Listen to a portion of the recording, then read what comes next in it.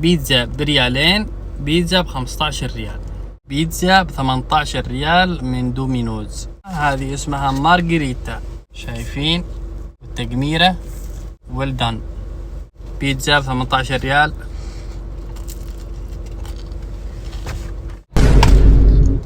والله فظيعة جميلة.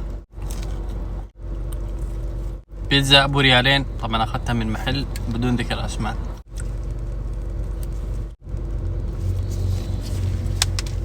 شايفين؟ طرية والله، مقبولة يعني مقبولة.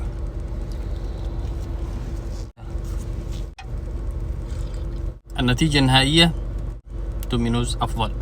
الطعم، القرمشة، الخبز، بالنسبة لأبو ريالين مقبولة والله، يعني ما بها شيء، كويسة.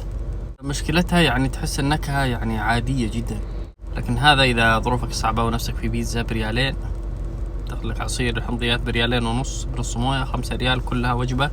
اللهم لك الحمد. الله يعطيكم العافية.